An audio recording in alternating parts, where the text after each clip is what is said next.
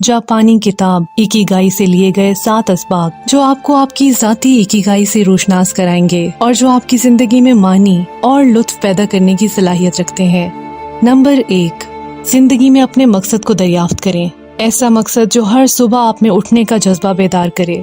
मकसद के तौर पर किसी ऐसी चीज का इंतखाब करें जो आपकी अंदरूनी सलाहियतों, हुनर और इसके साथ साथ दुनिया की जरूरत से मुंसलिक हो। यही वो मकसद है जो आपकी जिंदगी को मानी देगा और आपको हकीकी खुशी।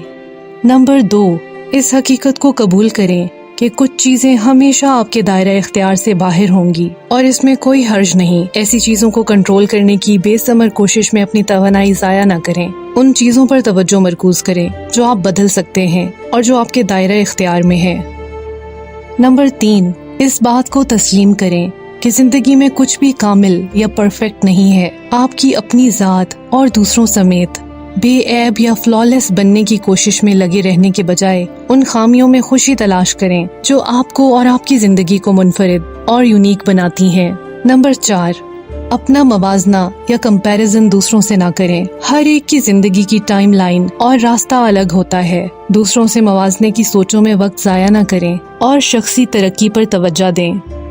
नंबर 5, मुश्किल वक्त में अपने वकार को महफूज रखें।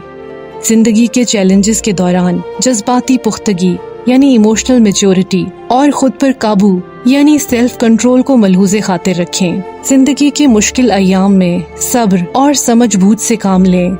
नंबर 6, अपनी जिंदगी के तमाम शोबों में हमेशा इम्प्रूवमेंट और बेहतरी की कोशिश करें। यही छोटी छोटी कोशिशें और तब्दीलियाँ कुछ अरसे बाद जिंदगी में बहुत बड़ा इम्पैक्ट पैदा कर सकती हैं। नंबर 7, ताओ ती चिंग ने कहा था, जब तालिब इल्म यानी सीखने की जुस्तजू रखने वाला तैयार होगा तो उस्ताद खुद ब खुद जाहिर हो जाएगा, और जब तालिब इल्म सही मानों में तैयार होगा तो उस्ताद गायब हो जाएगा।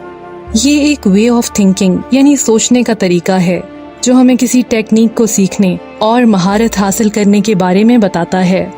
इल्म हासिल करने के 3 मराहिल हैं।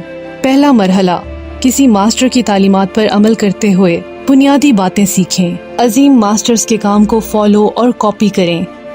दूसरा मरहला, मास्टर से सीखने के बाद उस सीख को असल जिंदगी में जम करें। तीसरा मरहला, अब उस तालीम की मदद से जो आपने हासिल की और अपनी सलाहियतों को बरूएकार लाते हुए जिद्दत पैदा करें और उन्हें अपनी जिंदगी के मुख्तलिफ शोबों में लागू करें।